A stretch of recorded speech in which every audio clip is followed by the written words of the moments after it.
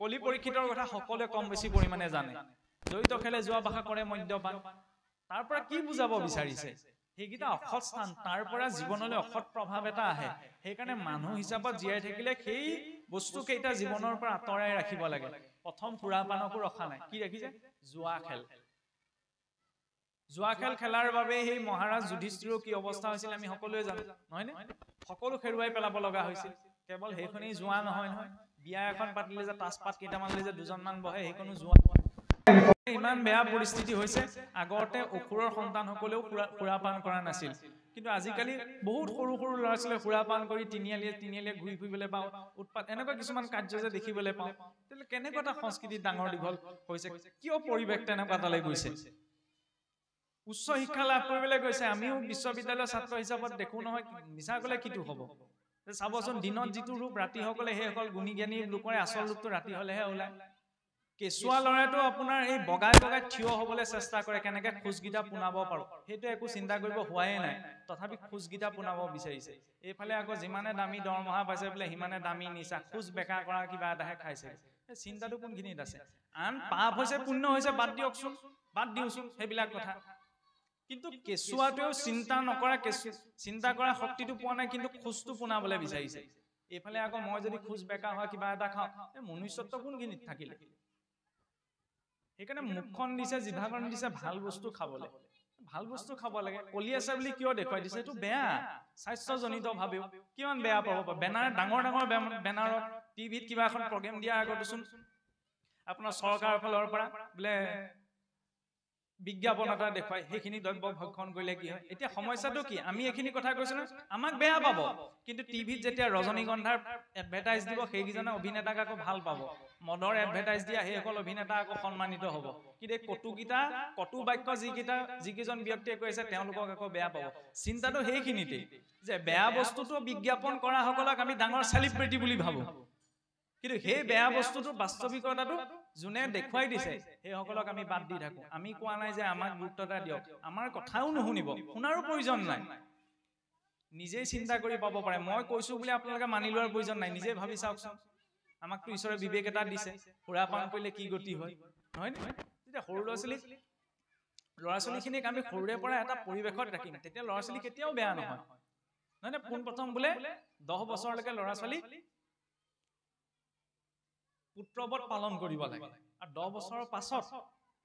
18 বছৰ সময়লৈকে বন্ধুৰ ওপৰত সেইখিনি সময়ত চাবচোন যদি পিতৃ মাতৃৰ সৈতে সম্পৰ্কটো ভাল নহয় তেতিয়াহ'লে সেই ল'ৰা ছোৱালী মাক দেউতাকৰ কথা বৰকে নুশুনা হয়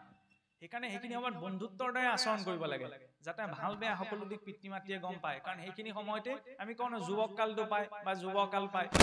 নহয় নে সেইখিনি সময়তে ল'ৰা ছোৱালী বিচলিত হোৱাৰ সম্ভাৱনা থাকে ঘৰখনত সেইকাৰণে অকণ ব্যৱস্থা লাগে গধূলি হ'ল মাত্ৰ বোলে মুখাত গীতা ধৰি ঈশ্বৰৰ ওচৰত ধূপ এডাল দিবি দেই প্ৰাৰ্থনা এটি কৰিবি দেই দবাকোব মাৰিলে ঘৰ সোমাহি দেই সৰুৰে পৰা দিলেহে আমাৰ নিচিনা বয়সত কি হয়গে ভেজা দিবলৈ টান হয় বৰকে ভেজা দিলে ফাটি থাকে এৰাল চিগা গৰু বুলি যে কয় সেইটো বৰ বেছিকে ক'লে তেতিয়াহ'লে উভত গৈ নাচিবলৈ আৰম্ভ কৰিব সেইকাৰণে সৰুৰে পৰা পৰিৱেশ এটা মাজত ৰাখিব পাৰিলে ভাল হয় তাৰ বাবে ঘৰখনেইটো কঠীয়া তলি নহয় নে মাতৃগৰাকীয়ে যদি বিচাৰে ইমান কেপাচিটি দেখুৱাইছে চাওকচোন সেইকাৰণে আমি যিটো সংস্কৃতি ডাঙৰ দীঘল হৈছো পিতৃ প্ৰধান সংস্কৃতি নহয় কিন্তু মাতৃ প্ৰধান সংস্কৃতিহে মাতৃয়ে যদি বিচাৰে তেতিয়া ব্ৰাহ্মণৰ উৰসত দৈত্যও জন্মাব পাৰে যিদৰে দ্বিতীয়ে কৰিছিল নহয় নে ঋষি কাশ্যপ প্ৰজাপতি ইমান এজন শ্ৰেষ্ঠ ঋষি তেতিয়াহ'লে সেই ঋষি কাশ্যপৰ উৰসত দুটা দৈত্য কেনেকে জন্মাব পালে মাতৃগৰাকীয়ে বিচাৰিছিল নহয় নে কাল সন্ধ্যা বেলা দুৰ্দান্ত শক্তিযুক্ত সন্তান সংকল্প কৰি কাম ভাৱত আসক্ত হৈ উন্মত্ততাৰে বিচৰাৰ কাৰণে দুটা দৈত্য জন্ম হ'ল আৰু এগৰাকী মাতৃয়ে বিচৰাৰ কাৰণে সেই দৈত্য বংশতে প্ৰহ্লাদৰ দৰে সন্তানো জন্ম হৈছে কিয় মাতৃগৰাকীৰ ওপৰত নিৰ্ভৰ কৰে গৰ্ভপালন কৰি থাকোঁতে কেনেকুৱা ধৰণৰ ভাৱ ৰাখিছে কি বাক্য কৈছে কি আহাৰ খাইছে তাৰ প্ৰভাৱ গৰ্ভস্থ সন্তানটিৰ ওপৰত পৰে আজি বিজ্ঞানেও এই কথা প্ৰমাণ কৰি দেখুৱালে সেইকাৰণে সাৱধানতাৰে পালন কৰাটো প্ৰয়োজন নহয়নে কাৰণ মনুষ্য জীৱনৰ প্ৰথমটি সংস্কাৰেই হৈছে গৰ্ভ সংস্কাৰ বিবাহৰ আগত চাবলৈ পেণ্ডেলটো বোলে ইমান টকা হ'ব ফটো মাৰিব লাগিব কেনেকৈ গ'লে ফটো মাৰিলে পানী তোলা কলহটো আকৌ লৈ লাগিলে ফটোকপি মাৰি দেখিব ঠিক আছে স্মৃতি হিচাপত ফটো মাৰক কিন্তু যেতিয়া মূল কৰ্মকণ আচৰণ হয় সেইকণ বোলে দেও সোনকাল কৰিব দে পটাপট কৰক দে আৰু বহি থাকিব নোৱাৰি মূল কৰ্মকণতেই যদি শ্ৰদ্ধা নাথাকে তেতিয়াহ'লে সেইখন সংস্কাৰ কেনেকৈ হয় বিবাহ সামাজিক কৰ্ম নহয় নহয় দেৱ কৰ্ম তাৰ পবিত্ৰতা ৰক্ষা কৰিব লাগিব সেইডোখৰত ভাগত পাতি থোৱা আছে বোলে ফটো মাৰি বোলে একদম জোতাই চেণ্ডেলা তাত ডাংকুপ মাৰি পৰি আছে কি তাত পবিত্ৰতা আৰু সেইকাৰণে অন্তত চিন্তা গোটেই জীৱনটোলৈ আগবাঢ়িছে নহয়নে গৃহস্থী আশ্ৰমত প্ৰৱেশ কৰিবলৈ শুদ্ধতাটো সেইখিনি লাগিব নহলে কলি যুগত আজিকালি বোলে কেনেকুৱা হ'ল দ্বাদশে সেইকাৰণে কৈছে বোলে পুৰুষে নাচাইবে ভাল মন্দ সমুদায় কৰিবেক ভাজ্যা আনি যাকে বাঞ্ছা যায় এৰি বেদ বিধি আচৰিবে পাপ ঘূৰ বাক্যে বুলিবেক মাত্ৰ এহি ভাজ্যা মূৰ সামাজিক নীতি নিয়মৰ কাৰণে মুখে গলে হ'ল বোলে বিয়া পাতিল নে পাতিলো এতেকে বিবাহ হইবে নালাগে বিচাৰ জ্ঞাতিও কুটুম্ব হইবে বেহি খাইবে তাৰে পাছত বোলে মিতি কুটুম বোলে ভোজ এটা দি দিলেই হ'ল বিবাহ মানে কি সংস্কাৰ সেই বিবাহক দেৱতা সকলেও শাস্ত্ৰীয় বিধি এৰি পেলাই বিবাহ পাশত আবদ্ধ হোৱা নাই আমিতো মনুষ্য কিয় দেখুৱালে কাৰণ শাস্ত্ৰীয় বিধিৰেহে বিবাহখন স্বীকৃত হয় তাৰ প্ৰতি যেতিয়া তৎপৰতাটো থাকিব আমি যেতিয়া এবছৰ আগৰ পৰা ছমাহ আগৰ পৰা বিয়াখনৰ যা যোগাৰ কৰিবলৈ সকলো প্লেন বনাইছো সেই দেৱকৰ্ম সময়কণতো ধৈৰ্য লাগে সেইকণতো চাওকচোন মাছ মঙহ কোন কিমান গোটাইছো কেজি গোটাইছো সেইটো হিচাপ সকলোৰে থাকে কিন্তু ঈশ্বৰৰ কৰ্মকণত কি বস্তু লাগে সেইখিনি সময়ত গুৰুত্ব তাত লাগে হলেই হ'ল বোলে পানীকণকে কিবা এটা কৰি পেলাই দিলেই হ'ল চাকি বোলে দুগছ লাগে তাত এগছ এই মিলাই দিলেই হ'ল ঈশ্বৰৰ ক্ষেত্ৰত আমি সদায় তপততা কৰিব বিচাৰো সেইটো নহয় তাতহে শুদ্ধতাটো প্ৰয়োজন আমি কোৱা নাই ধনে হুনে এগাল দি পেলাই কোনোবাই বিবাহ কৰকগে যি কৰিছে শুদ্ধতাৰে আৰু ঈশ্বৰৰ কৰ্মকণত বেছিকে গুৰুত্বতা দিব লাগে যেতিয়া বিবাহৰ মূল সংস্কাৰখিনি আচৰণ হয় লাগিলে যদি হোমেইপুৰক বিধি পাঠেই নকৰক যিয়েই নকৰক যিটো মূল পৰম্পৰা সেই মূল পৰম্পৰাটো সম্পূৰ্ণ ৰূপত আচৰণ কৰিব লাগে তাৰ জৰিয়তেহে প্ৰকৃত সংস্কাৰী আমি এখন বিবাহৰ সংগী হ'ব পাৰো বা বিবাহৰ জৰিয়তে আমাৰ সংস্কাৰ হোৱাটো সম্ভৱ কিন্তু যদি সেই তাত সংস্কাৰ নাই চাওকচোন দৈত্য দানৱ দৈত্যসকলেও কিন্তু শাস্ত্ৰীয় বিধি কৰি বিবাহ কৰাগে নাই হয়নে গতিকে শাস্ত্ৰীয় বিধিৰে বিবাহৰ কথা এইকাৰণে কিয় কৈ আছে কাৰণ ইয়াত সকলো গৃহস্থী লোক বহি আছে সেইখিনি কথাত গুৰুত্ব নিদিয়াৰ কাৰণেতো আমাৰ যত যিমান সমস্যাৰ সৃষ্টি হয় যে 10 জেগাত বোলে সেৱা কৰিলে যে প্ৰভু সন্তান দিলে এইটোচোন কোনো কথা নুশুনে সন্তানটি কেনেকে ডাঙৰ দীঘল কৰিব তাৰো এটা ব্যৱস্থা আছে যজ্ঞৰ পৰা যজ্ঞ আচৰণ কৰি কৃপাৰ বশতে বেনৰ জন্ম হৈছিল কিন্তু বেন ইমান অধাৰ্মিক কিয় হ'ল পালনপুৰখন এটা বেয়া পৰিস্থিতিত হৈছিল বেয়া পৰিৱেশৰ মাজত সেইকাৰণে ঈশ্বৰৰ কৃপা পোৱাৰ পাছতো মহাৰাজ অংগৰ পুত্ৰ বেন ইমান অধাৰ্মিক হৈছিল গতিকে কেনেকুৱা পৰিৱেশত আমি ডাঙৰ দীঘল হৈছো এইটো প্ৰভাৱ পেলায় এনেদৰে পৰিৱেশ পাতি ভাগৱত পাঠ কৰা কি প্ৰয়োজন হৈছিল কাৰণ পৰিৱেশটোৱে মানুহৰ মনত এটা অনুকূল পৰিস্থিতি সৃষ্টি কৰি দিয়ে এটা কথা প্ৰসংগ ক'বলৈ গৈ বহুত দূৰ পাইছিল আকৌ ঘূৰি আহিছো যে কলিক গুণগীতা চাইলে প্ৰথমতে যোৱা পাখা ইয়াৰ পিছত মদ্যপান যি স্থানত বিনা উদ্দেশ্যত প্ৰাণী হিংসা হ'ব এতিয়া বৰকে মাছ মাংসৰ কথা নকওঁ ৰাইজে বেয়া পায় মাত্ৰ এটাই চিন্তা কৰিব লাগে যেতিয়া ঈশ্বৰৰ ওচৰত যেতিয়া মই চাকি গছ ধূপ গছ জ্বলাইছো যে প্ৰভু মোৰ পৰিয়ালটোক ভালে ৰাখিবা তাৰ বিপৰীতে মই আনৰ পৰিয়াল এটা নষ্ট নকৰিবওতো লাগিব নহয়নে সেই চাৰিঠেঙীয়া দুঠেঙীয়া কেইটাটো জীয়াই থকাৰ অধিকাৰ আছে কোনে কি খায় কি নাখায় তাত আমাৰ ক'বলৈ নাযাওঁ সেইটো আপোনালোকৰ বা আমাৰ সকলোৰে ব্যক্তিগত কথা কিন্তু এই মাৰ্গটোলৈ আহিছো যেতিয়া অন্তত এইটো চিন্তাটো লাগিবই যেতিয়া ঈশ্বৰে মই যেতিয়া মোৰ পৰিয়ালটো সুখান্তি আশা কৰিছো তেতিয়া মোৰ জিভাখনৰ নিমিত্তে আন পৰিয়াল এটা মই নষ্ট নকৰিব লাগিব সিহঁতৰতো দুখ কষ্ট অনুভৱ কৰে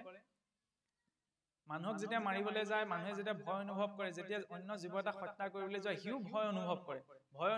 অনুভৱ কৰিলে কি হয় সিহঁতৰ শৰীৰত এণ্ডোটক্সিনৰ দৰে কিছুমান বেয়া ৰসায়ন নিৰ্গত হ'বলৈ আৰম্ভ হয় আৰু সেই ৰসায়নবিলাক প্ৰতিটো অংগত ব্যাপ্ত হৈ যায় তাকে আনি যদি ভাজি খাই সি তেতিয়ালে কি খাইছে বিষ বেলেগকে খাব নালাগে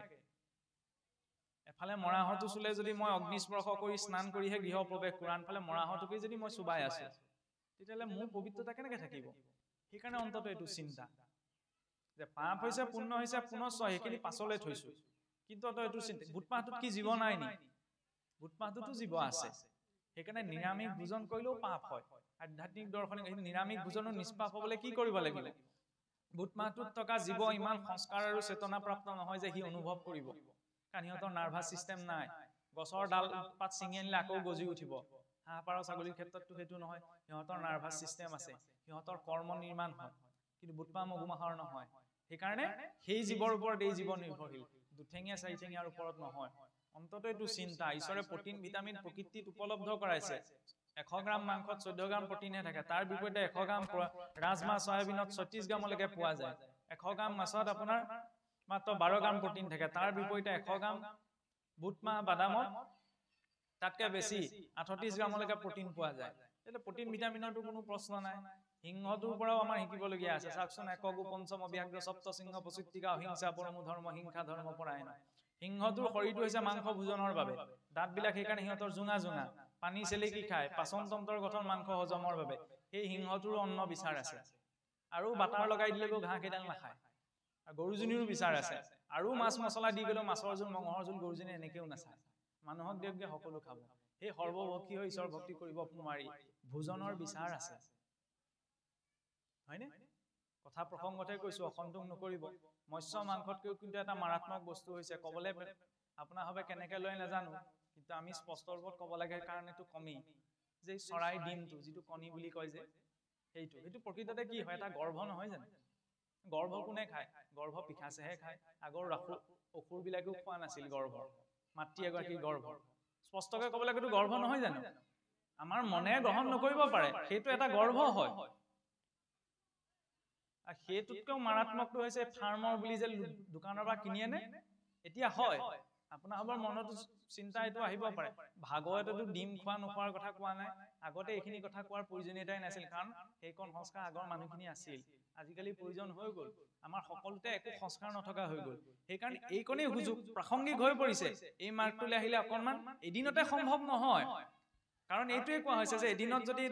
ঢেৰ নীতি নিয়ম দি দিয়ে 5 দিনৰ পৰা তেওঁ থকা শ্ৰদ্ধা কোনো নাইকিয়া হৈ পৰিব কিন্তু চিন্তাটো এদিন নহয় এদিনটো আমি চিন্তা কৰিবই লাগিব সেইকাৰণে প্ৰয়োজনীয় কথাখিনি যাতে গোটাই থয় কিয় ফাৰ্মৰ পৰা কথা প্ৰসংগত কৈছো যে স্ত্ৰীৰ শৰীৰত যেতিয়া মাহেকীয়া হয় ৰজস্বলা হয় আইসকল শৰীৰৰ বৰ্জনীয় দ্ৰব্য নিৰ্গত হয় নহয় নে সেই মাহেকীয়া প্ৰক্ৰিয়াটো কেৱল স্ত্ৰীৰ শৰীৰতে নহয় চৰাই চিৰিকটিৰ শৰীৰতো হয় সিহঁতৰ সেই মেনষ্ট্ৰুৱেল ৱেষ্টটো ইনজেকশন দি পেলাই সেই গৰ্ভলে ৰূপান্তৰ কৰি দিয়া হয় আৰু সেইটোকে আনি খায় তেতিয়ালে কি খাইছে স্পষ্টকৈ উচ্চাৰণ কৰিব নোৱাৰো কাণত একদম বিন্ধি যাব কি খাইছে সেই মাহেকীয়াৰ দ্ৰব্যটোকে খাইছে আৰু যদি এইটো কোৱা কথা নহয় এইবিলাক কথা আমি মোবাইলত নাচাওঁ গেম এটা আহিছে নতুনকৈ চিনেমা এখন আহিছে সেইটো পটককৈ চাওঁ নিজে সাৰ্চ কৰি চাবচোন মোবাইলটোত চোন আজিকালি সকলো কথা উপলব্ধ গতিকে এইটো কেনেকৈ সৃষ্টি হৈছে তে চকুৰ আগত দেখিলে গম পাব যে সেইদিনাৰ পৰা ঘিণ উপজিব গতিকে আমি কি খাই আছো শ্ৰৱণ কীৰ্তনী শ্ৰেষ্ঠ সকলোৱে জানে সংস্কাৰখিনি ক'ৰ পৰা আহে সেইখিনি আমাক লাগে কাৰণ ধৰ্মটোত থাকি পেলাই কেৱল কৃষ্ণ কৃষ্ণ কৈ থাকিলে আমাৰ জীৱনটোলৈ প্ৰকৃত শান্তিটো নাহে নহয় আমি নিজে শুদ্ধতাটো লাগিব পাৰে মানে পৰ্যায়ক্ৰমে আজি নহয় অন্তত আজিৰ পৰা এমাহলৈকে কিবা এটা চিন্তা কিবা এটা এৰিছো তাৰ পৰা এমাহৰ ভিতৰত তাৰ পৰা এবছৰৰ ভিতৰত ক্ৰমান্বয়ে খালি চিন্তাখিনি প্ৰয়োজনীয় বস্তুখিনি এতিয়া নাক কাণ চকু ভালে থাকোতে গোটাই থব লাগিব তাতে পাছত যাতে হায়ৈ বিয়ৈ কৰি কাৰ ওচৰলৈ যাবলগীয়া নহয় গতিকে সেইখিনি শাস্ত্ৰ স্পষ্ট ৰূপত প্ৰকাশ কৰিছে অন্নত সেইকাৰণে শুদ্ধতাটো লাগে শুদ্ধ সাত্বিক যিখিনি প্ৰকৃতিৰ পৰা পাওঁ সিজোৱা বস্তুটো 3 ঘণ্টাতকৈ বেছি সময় থৈ দিলে সেইটো প্ৰমাদ ৰাজসিক তাৰ পাছত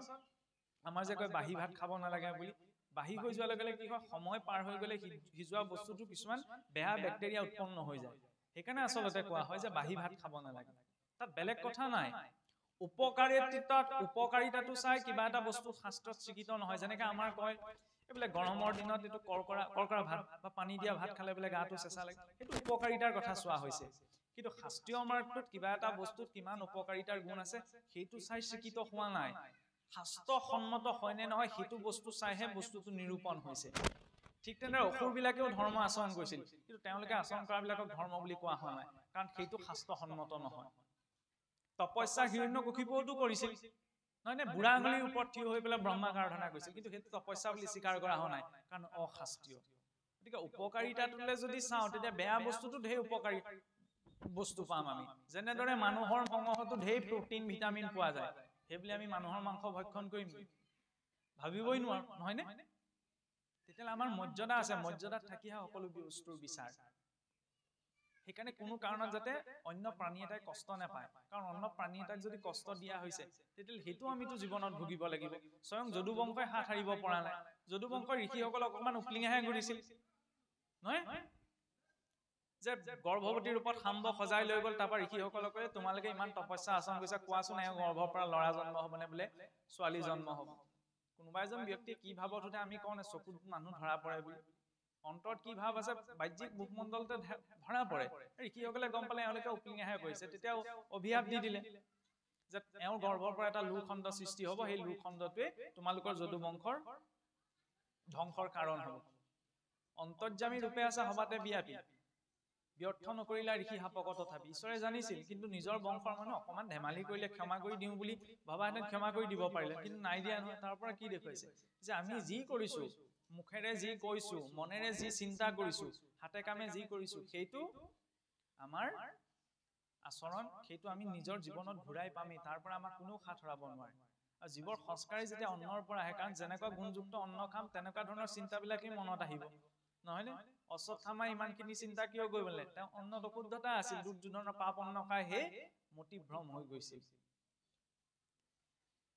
দ্বিতীয়তে চাওকচোন বাক্য মুখেৰে আমি কি কৈছো 5 বছৰ বয়সতে ভক্ত প্ৰহ্লাদে আজিৰ পৰা 1000 বছৰ আগতে দৈত্য শিশুসকলক উপদেশো দৈত্যসকলক নাই দিয়া নহয় জানে এসোপাক কৈ লাভ নাই সেইকাৰণে শিশুসকলক দিছে কাৰণ সেইখিনি সময়তে বোলে কুমলীয়া ভাতটো ভেজা দিবলৈ ভাল এইটো ভাৰতীয় সংস্কৃতিতে আজিৰ পৰা 1000 বছৰ আগতেই বালক নাচিকেতাৰ জন্ম হৈছিল নাচিকেতাৰ পিতৃ আৰুণীয়ে ব্ৰহ্মজ্ঞান লাভৰ বাবে ইমান যজ্ঞ আচৰণ কৰিলে সকলো বস্তু দান কৰি বাদ দি শেষ কৰি দিলে তেনেকুৱাতে এদিন গৈ নাচিকেতাই সুধিলে যে পিতৃ যে তুমি ব্ৰহ্ম জ্ঞান লাভ কৰিবা বুলি সকলো দান কৰ্ম কৰি ঘৰৰ সকলো বস্তু শেষ কৰিলে এতিয়া মইহে বাকী আছো মোক তুমি কালে দান দিবা তেতিয়া ঘপককে কৰিলে বোলে যা বোলে তোক মই মৃত্যুলে দান দিছো এতিয়া মৃত্যুলে দান দিয়া বুলি ব্ৰহ্ম বাক্য ওলোৱালৈকে নাচিকেতা গৈ পেলাই যমৰ দ্বাৰত উপস্থিত হলগে যম ৰজা লগ পাই পেলাই নাচিকেতাই সুধিছে বোলে প্ৰভু যি ব্ৰহ্মজ্ঞানক লাভ কৰিলে মোৰ পিতৃয়ে মোক মৃত্যুক দান দিবলৈও সংকোচ নকৰিলে সেই ব্ৰহ্মবিদ্যাতনো কি কথা জানিবলগীয়া আছে আপুনি মোক সেই বিষয়ে জনাওক তেতিয়া সেই নাচিকেতাৰ আগত যমে বোলে কৈছিল যে বোপাই তোক বোলে মই ব্ৰহ্মবিদ্যাৰ বিষয়ে ক'ব নোৱাৰো তই ইয়াৰ বিপৰীতে লাগিলে স্বৰ্গৰ সুখ যত যিমান যি লাগে সকলো বিচাৰি ল 100 কল্পৰ বাবে তোক বোলে ইন্দ্ৰৰ স্বৰ্গৰ ৰজা পাতি দিম সেইখিনি ললো কিন্তু ব্ৰহ্মজ্ঞানৰ কথা মোক নুসুধিবি কিন্তু সেই শিশুটিয়েও আজিৰ পৰা 1000 বছৰ আগত জানিছিল নিজৰ স্থিতিটোৰ কথা যমক কলে কি বুলি যে প্ৰভু মোক এইবিলাক একো নালাগে এইবিলাক ভোগ কৰাৰ পিছত আকৌ নাইকিয়া হৈ যাব মোক এই ব্ৰহ্মজ্ঞান লাগে গতিকে যুৱক কালৰ পুৰুষাৰ্থ সেইখিনি বন্ধুত্ব এইজনে আগদিনা ঢকা এটা মাৰি কৰিবলৈ ওলাই পিছদিনা ঘৰলৈ বোলে ফোন আহিছে আপোনাৰ ল'ৰা বোলে আমুকত এডমিট হৈ আছে নহয়নে সেইখিনিত বন্ধুত্ব নালাগে নহয় যুৱক কালৰ শক্তি চাওকচোন শিশুটোৱেও সৰু ল'ৰা ছোৱালীটোৱেও সোনকালে ডেকা হ'ব বিচাৰে ডেকা হলে স্বাধীনতা এটা আহিব আমাৰ নিচিনা বয়সত পালে নিজৰ মতে চলিব ডেকাজনেতো সেইটো বয়সত থাকিব বিচাৰে আৰু বৃদ্ধজনেও শিশুকালটোৰ কথা মনত নেপেলায় ডেকা কালটোৰ কথাই মনত পেলায় শিশুকালৰ কথা মনত নাথাকে ডেকা কালত কি কৰিছিলে কি নকৰিছিলে আৰু ঈশ্বৰকো আমি যেতিয়া চিন্তা কৰো ঈশ্বৰক বৃদ্ধৰ ওপৰতো চিন্তা কৰা নহয় শিশুৰ ওপৰতো চিন্তা কৰা নহয় এজন নৱ যৌৱনপ্ৰাপ্ত পুৰুষ ৰূপত কিয় কাৰণ সেইখিনিত সেইটো শক্তি পোৱা যায় যিটো শক্তি আমাৰ সংস্কৃতিৰ লোকসকলে দেখুৱাই কিন্তু আজিকালি এনেকুৱা এটা চিন্তা সোমাই গ'ল মানে ডেকা হ'ল মতকে আৰু মততে মোবাইলটো ফোনটো বাইকখন যৌন ক্ষমতা প্ৰাপ্ত হ'ল সিমানখনতে আবদ্ধ কিন্তু চিন্তাটো চাওক সেই বালক নাচিকেতাই যমৰ দ্বাৰত গৈ বিদ্যা লাভৰ ভাৱনা প্ৰকাশ কৰিছিল সকলো সুখক এৰি নীলকণ্ঠ বৰ্ণীয়ে দক্ষিণ ভাৰতৰ পৰা উত্তৰ ভাৰতলৈকে 17-18 বছৰ শৰীৰত মাত্ৰ এখন বস্ত্ৰ ওপৰচোৱাত বস্ত্ৰ নাই মানস সৰোবৰলৈকে পদযাত্ৰা কৰি লোক কল্যাণৰ অৰ্থে এই নীলকণ্ঠ বৰ্ণীক আমি চিনি পাওঁ আমিতো নাপাওঁ ঋষি অষ্টাবক্ৰ 8টা বক্ৰ অংগৰে জন্ম হৈছে হাতখনেই যদি আপোনাৰ মোৰ বেকা হয় কিমান কষ্ট লাগিব যাৰ শৰীৰৰ 8টা অংগ বেকা সেই ঋষি অষ্টাবক্ৰ 11 বছৰ বয়সতে জনক ৰজাৰ ৰাজসভাত বহি শাস্ত্ৰাৰ্থ কৰিছিল সেয়া হৈছে যুৱক কালৰ পুৰুষাৰ্থ নহয়নে মহাপুৰুষলৈ চাওক শংকৰাচাৰ্যলৈ চাওক 18 বছৰ বয়সতে সমগ্ৰ ভাৰত ভ্ৰমণ কৰি নাস্তিক দৰ্শন কৰি চাৰিওদিশে চাৰি বেদৰ মঠ সেই মঠ স্থাপন কৰাৰ বাবে সনাতন ধৰ্মৰ ধাৰাবাহিকতাটো ৰক্ষা কৰিল আৰু আমাৰ মহাপুৰুষজনে কি কৰিলে এইবিলাকতো আমি সৰুতে শিকি আহিছো ন বলতটো বগৰাই দিছিল ব্ৰহ্মপুত্ৰ পাৰ কৰি গৈছিল কিন্তু যিটো পুৰুষাৰ্থ যিখিনি সময়ত যে অসমৰ লোকসকলৰ মাজত এনেকুৱা কিছুমান প্ৰথা নৰবলিলৈকে প্ৰথা প্ৰচলন আছিল তেনেকুৱা এটা পৰিস্থিতিত এই মানুহখিনি ভাগৱত মাৰ্গৰ ধৰ্ম জ্ঞান দি কাৰণ চাওকচোন আজি আমি কৈছো ন আজি সকলোৱে ভাগৱত পঢ়িছে শুনিছে তথাপি আমি কৈছো যে মানুহখিনিক বুজোৱাৰ প্ৰয়োজন আজিয়ে যেতিয়া এইটো পৰিস্থিতি হৈছে আজিৰ পৰা 500 বছৰ আগত তেতিয়াহ'লে কেনেকুৱা এটা পৰিস্থিতি হ'ব সেইটো পৰিস্থিতিত মহাপুৰুষে ধৰ্ম ধৰাই থৈ গৈছিল তেওঁলোকে ইমান কষ্ট কৰিছিল সেইখিনি সময়ত আমি ইমানখিনি কৰিবগে নালাগে কিন্তু তাৰ পৰা যেতিয়া প্ৰেৰণাটো পোৱা যায় আমি জানো যে উৰাজাহাজ নিৰ্মাণ কৰিছিল অৰভিল ৰাইট আৰু উইলবাৰ ৰাইট নামৰ দুজন ব্ৰিটিছে কিন্তু তাৰ আগতেও শিৱকৰ বাপুজী তলপতি নামৰ এজন ব্যক্তিয়ে ভাৰতবৰ্ষত ঋষি ভৰদ্বাজৰ বিমান শাস্ত্ৰ পঢ়ি উৰাজাহাজ নিৰ্মাণ কৰিছিল ঋষি ভৰদ্বাজৰ নাম আমি শুনিছোনে চৰক খুচৰত চিকিৎসা বিজ্ঞানৰ পিতৃ বুলি কোৱা হয় অষ্ট্ৰেলিয়াৰ আটাইতকৈ চিকিৎসা বিজ্ঞানৰ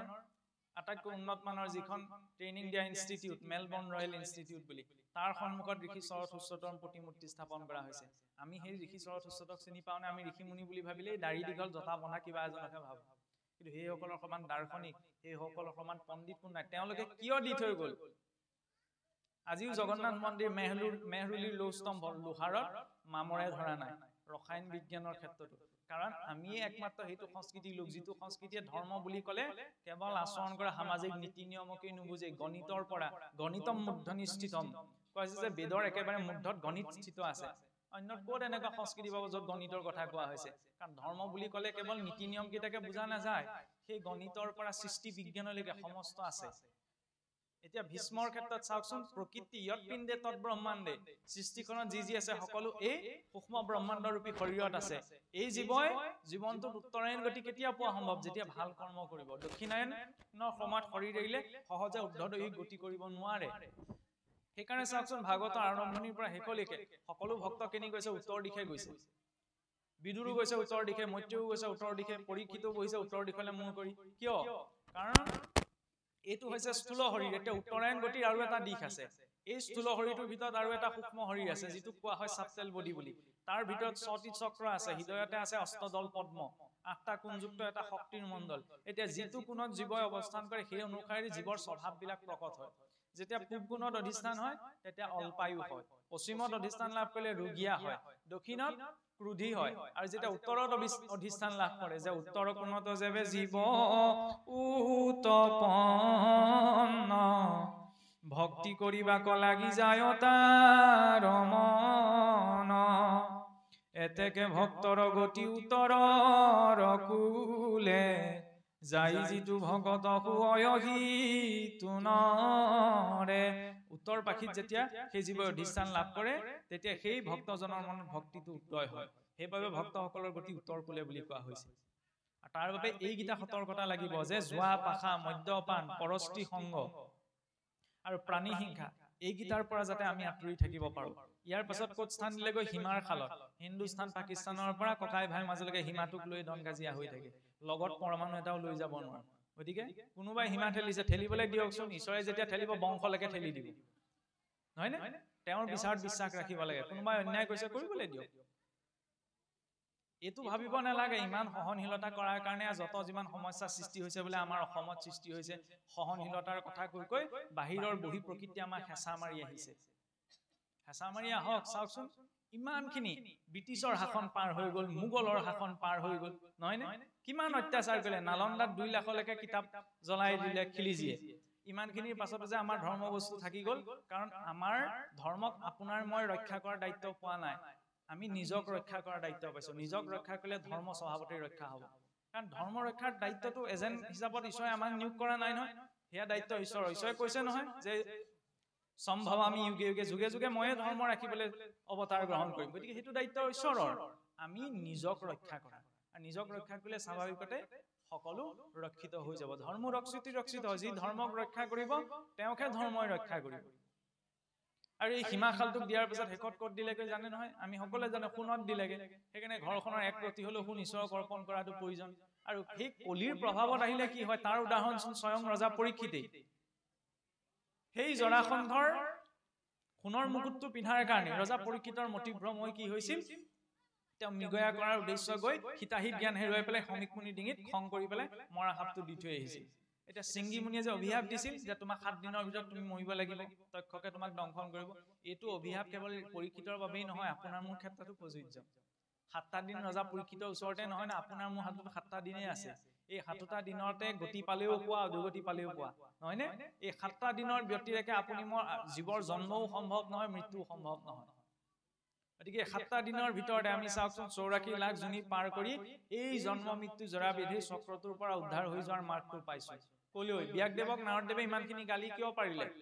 তুমি স্বৰ্গলৈ যোৱা পথটো দেখুৱালা কিন্তু স্বৰ্গলৈ গৈ কি হ'ব গোটেই ব্যক্তিজনে বোলে জীৱনত ঢেৰ পুণ্য আচৰণ কৰিলে অন্তিম সময়ত পুণ্যৰ চেকপাতখন পাব পুণ্যৰ চেকপাতখন লৈ পেলাই কলৈ যাব স্বৰ্গলৈ যাব স্বৰ্গত ভোগ কৰি শেষ হোৱাৰ পিছত কলৈ আহিব লাগিব পুণ্যক্ষয় ভৰিলে দুনে নৰকত পৰে কাৰণ স্বৰ্গৰ পৰা এনেকৈ খহিব লগা হৈছে মহাৰাজ জয়ন্ত তেওঁ এটা কল্পৰ বাবে ইন্দ্ৰৰ আসনত বহিছিলগৈ কাউৰী হৈ নামি আহিব লগা হ'ল নহুকৰ কথাটো শুনিছোৱেই নহয়নে অজগৰ হৈ নামি আহিব লগা হ'ল তেওঁতো ইন্দ্ৰ আসনত বহিছিলগৈ অজগৰ হৈ পৃথিৱীলৈ নামি আহিব লগা হ'ল তেতিয়াহ'লে স্বৰ্গতো আসক্তি আছে নহয় বোলে পৃথিৱীত যিমান প্ৰকাৰৰ সৌন্দৰ্যতা আছে সকলো এক কৰিলে বোলে এগৰাকী যিমান সৌন্দৰ্যতা হ'ব তাৰ সহস্ৰ গুণ অধিক সুন্দৰী হৈছে বোলে এগৰাকী অপেশ্বৰী তেনেকুৱা হাজাৰ গৰাকী অপেশ্বৰী ৰজা অধিপতি হৈছে ইন্দ্ৰ কিন্তু সেই সোপা থকাৰ পাছতে এদিন পৃথিৱীলৈ নামি আহি গৌতম ঋষিৰ পত্নী অহিল্যাক দেখি তেওঁ আসক্ত হৈ গ'ল গতিকে আসক্তি স্বৰ্গতো নাই এইটো ক'ব নোৱাৰি গতিকে তাতো আসক্তি আছে ব্যাসদেৱক সেইকাৰণে ক'লে তুমি জীৱসকলক স্বৰ্গলৈ যোৱা পথটো দেখুৱালা একেবাৰে ইয়াৰ পৰা ওলাই যোৱা পথটো নেদেখুৱালা কিয় আমি আছো ক'ত পৃথিৱীকে ধৰি আমাৰ সৌৰমণ্ডলটি 9টি গ্ৰহেৰে গঠিত নহয় সৌৰজগতখন আমাৰখনেই একমাত্ৰ সৌৰজগত নহয় এনেকুৱা হাজাৰ হাজাৰ সৌৰজগত মহাকাশত আছে আমাৰ সূৰ্যতকে হাজাৰ গুণ ডাঙৰ সূৰ্য মহাকাশত আছে এনেকুৱা হাজাৰ হাজাৰ সৌৰজগত লগ লাগি আমাৰ হাতীপতি নামৰ তাৰকা ৰাজ্যখন গঠিত এনেকুৱা হাজাৰ হাজাৰ তাৰকা ৰাজ্য লগ লাগি আমাৰ ভূলোক নামৰ ব্ৰহ্মাণ্ডখন গঠিত এতিয়া ভূলোকৰ তলত আৰু 7খন ব্ৰহ্মাণ্ড আছে অতল বিতল সুতল মহাতল তলাতল ৰসাতল আৰু পাতাল ভূলোকৰ ওপৰত ভূলোক সুৰলোক মহলোক জনলোক তপলোক সত্যলোক 14খন ভুৱন আছে সেই 14 ভুৱনখনত মহাপুৰুষে যে লিখিছে যে ব্ৰহ্মা আদি কৰি জীৱ যত সত্যলোকত আছে কোন ব্ৰহ্মাদেৱ সৃষ্টিৰ প্ৰথম জীৱ সেই ব্ৰহ্মাদেৱৰ পৰা পাতালৰ নাগগণলৈকে সকলো মায়াৰ সংসাৰতে আছে মায়াক ত্যাগ কৰি কোনো ভোগতি কৰা সম্ভৱ নহয় খালি নিৰাসক্ত ভাৱত তেওঁ ভোগ কৰিব পাৰে সেইটোহে একমাত্ৰ জীৱই কৰিব পাৰে এতিয়া 14খন ভুৱনৰ ওপৰত যি হৈছে সকলো বিনাশ হ'ব 14খন ভুৱনৰ ওপৰত মায়াৰ এটা আৱৰণ আছে তাৰ অধিষ্ঠাত্ৰী হৈছে দেৱী দুৰ্গা দুৰ্গা নামটো আহিছে এখানে দুৰ্গৰ পৰা দুৰ্গা মানে হৈছে কি বান তাৰ ওপৰত আছে বৈকুণ্ঠ ন তদ্ভাসয়তে সূৰ্যঃ ন শশাঙ্গনা পাবক যদুগত্তন নিবৰ্তন্তে তদ্ধামং পৰমং মম যি স্থানত চন্দ্ৰ সূৰ্য কাল মায়াৰ কোনো প্ৰভাৱ নাই ঈশ্বৰৰ ব্ৰহ্মজ্যোতিৰে প্ৰকাশমান সেইখন হৈছে বৈকুণ্ঠ য'ত অকণো কুণ্ঠা নাই এটা 14খন ব্ৰহ্মাণ্ডৰ বাহিৰৰ এখন ব্ৰহ্মাণ্ড হৈছে বৈকুণ্ঠ আৰু সেই বৈকুণ্ঠৰ আৰ্হি মহাপুৰুষে আনি অসমৰ গাঁৱে গাঁৱে প্ৰতিষ্ঠা কৰিলে এই সিংহাসন ভাগ কি কাঠৰ গহীন গম্ভীৰ এটা আৰ্হিয়ে নহয় সেই ব্ৰহ্মাণ্ডৰ আজি নাচায়ো গৱেষণা কৰি যি ব্ৰহ্মাণ্ডৰ বিষয়ে ধাৰণা কৰিব পৰা নাই সেই ব্ৰহ্মাণ্ডৰ আৰ্হি গাঁৱৰ নামঘৰত স্থাপন কৰি দিলেহি কল্পনা বুলি যদি কওঁ কম ডাঙৰ কল্পনা নে আমি পৃথিৱীৰ পৰিসীমাকে পাৰ হ'ব পৰা নাই শাস্ত্ৰই তাকো পাৰ কৰি 14খন ব্ৰহ্মাণ্ড আজি সেইটো কনসেপ্ট পদাৰ্থ বিজ্ঞানতো আছে মাল্টি ইউনিভাৰ্স বুলি বিষ্ণু স্বয়ং ভগৱান বিষ্ণু যেতিয়া শয়ন কৰি আছে অনন্তৰ সজ্জাত অনন্ত মানে কি কাল সৰ্প নহয় জানো সময়ৰ সজ্জাত যেতিয়া আদি নাৰায়ণ শয়ন কৰি আছে তেতিয়া তেওঁৰ নাভিৰ পৰা ওলাই যোৱা পদুমৰ ঠাৰিডালেই হৈছে এই সজ্জিত হৈ থকা 14খন ব্ৰহ্মাণ্ডৰ ক্ৰমটো তাৰ ওপৰত কোন আছে সৃষ্টিৰ প্ৰথম জীৱ ব্ৰহ্মাদেৱ আৰু সেই সপ্ত বৈকুণ্ঠৰ শ্বেতবিলাক শান্তনুবিলাক কুপিনীবিলাক কনকদণ্ডবিলাক পংকজবিলাক সনাতনবিলাক আৰু গোলোক সপ্ত বৈকুণ্ঠৰ আৰ্হি সিংহাসন ভাগ দেখিলে যাতে জীৱৰ নিজৰ ঘৰখনৰ কথা মনত পৰে আদিতে বৈকুণ্ঠতেই আছিল সকলো মহাপুৰুষে সেইকাৰণে এটি যোজনাত লিখিছে যে বৈকুণ্ঠৰ পৰা আহো একেলগে তৎফেৰাল লগ সত্যত এটা দাপৰত বিচাৰি কলিত পাইছো লগ জীৱসকল বৈকুণ্ঠৰ পৰা একেলগে আহিছে কাৰণ জীৱসকল কাৰ অংশ পৰমাত্মাৰ দুইকুৰা হৈছে পৰমাত্মা তাৰ পৰা পৰিহাৰ গতিটো হৈছে জীৱাত্মা সেইকাৰণে ইয়াৰ নিজৰ ঘৰখন বুলি সুখ বিচাৰি আপুনি মই ইয়াত ঘূৰি ফুৰিছো কিন্তু ইয়াৰ একো বস্তুৱে জীৱক তৃপ্ত কৰাব নোৱাৰে কাৰণ যেতিয়ালৈকে সেই পূৰ্ণ কৃষ্ণক পোৱা নহয় এতিয়া সেই ঘৰখনলৈ মনত পেলাবলৈ আসনৰ আৰ্হিটো দিলে যাতে দেখি পেলাই মনত পৰে যে অন্তিম সময়ত তেওঁৰ ওচৰলৈকে ঘূৰি যাব লাগিব গতিকে খেতিটো ভালকে কৰাটো প্ৰয়োজন ভাওহে জুৰিছো এতিয়া ভগৱতীৰ নামত নহয় নে আমিতো শুদ্ধ ভক্ত হ'ব নোৱাৰো শুদ্ধ ভকত ছজনহে উদ্ধৱ বিদুৰ মৈত্য হনুমন্ত বিভীষণ জাম্বৱন্ত আমি তেওঁলোকক মাত্ৰ অনুসৰণ কৰিছো এতিয়া কোনোবাই যেতিয়া কৃষ্ণ চৰিত্ৰ ৰূপায়ণ কৰে চৰিত্ৰটোত যেতিয়া সোমাই যায় আমি কওঁ হাই লাখ কৃষ্ণ যেন লাগিছে দেই এতিয়া ভকতৰ চৰিত্ৰটো আমি ৰূপায়ণহে কৰিছো ভাওনাখন অন্তিম দিনাহে হ'বগে এতিয়া আমি আখৰাহে কৰি আছো এতিয়া ইমানেই ৰামকৃষ্ণ নামৰ উচ্চাৰণ কৰিবলৈ কোৱা হৈছে যাতে অন্তিম সময়ত তেওঁক স্মৰণ কৰি শৰীৰটো এৰিব পৰা যায় আৰু তেওঁক স্মৰণ কৰি শৰীৰ এৰিলে তেওঁ আমাক গ্ৰহণ কৰিব সেইকাৰণে এইখিনি ব্যৱস্থা দিয়া হ'ল কাৰণ তেওঁৰ ওচৰলৈ উভতি যাবলৈ বৈকুণ্ঠৰ পৰা জীৱসকল আহোঁতে একেলগে আহিল কৰ্মসমূহ বেলেগ বেলেগ হ'ল সেইকাৰণে বিভিন্ন গতি পালে এতিয়া সত্যত এটা দাপৰত বিচাৰিয়ে থাকিল কিন্তু এতিয়া কলিত পাইছো বোলে লগ কি ৰূপত ভক্তৰ ৰূপত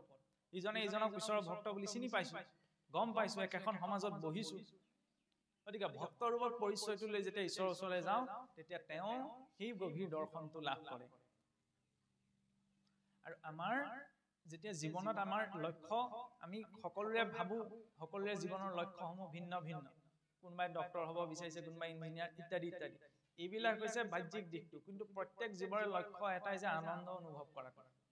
পৰুৱাটোৰ পৰা মনুষ্যলৈকে আনকি ব্ৰহ্মলোকত বহি থকা ব্ৰহ্মালৈকে সেই ব্ৰহ্মায়ো 100 কল্প পাৰ হৈ যোৱাৰ পাছত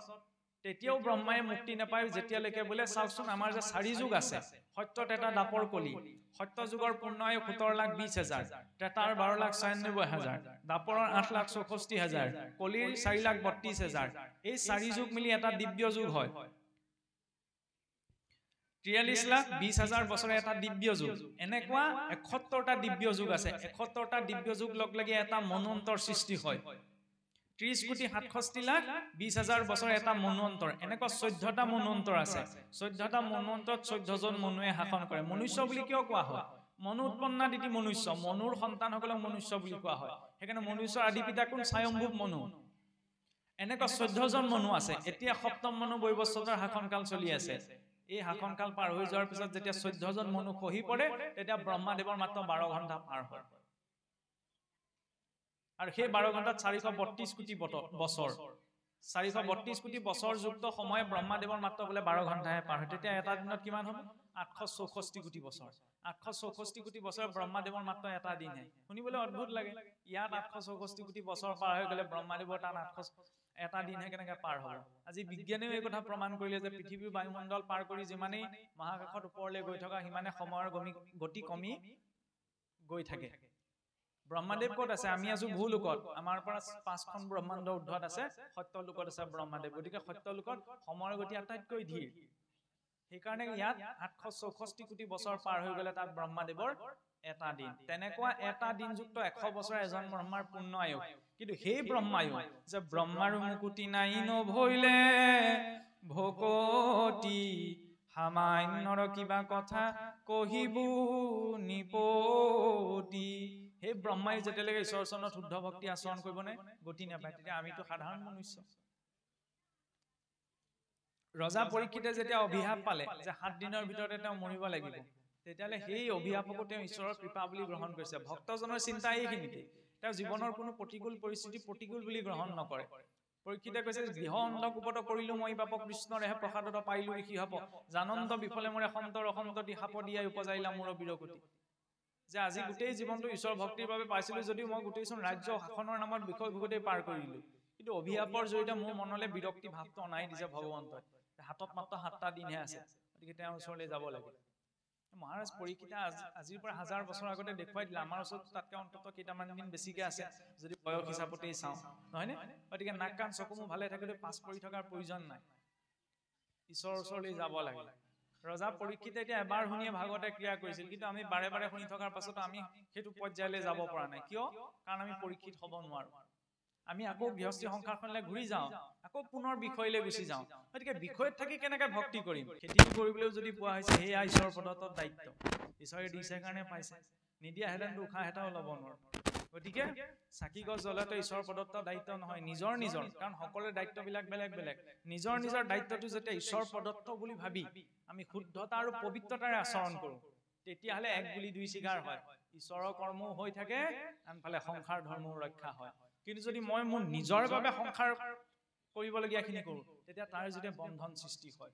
মোৰ কাৰণে কৰা নাই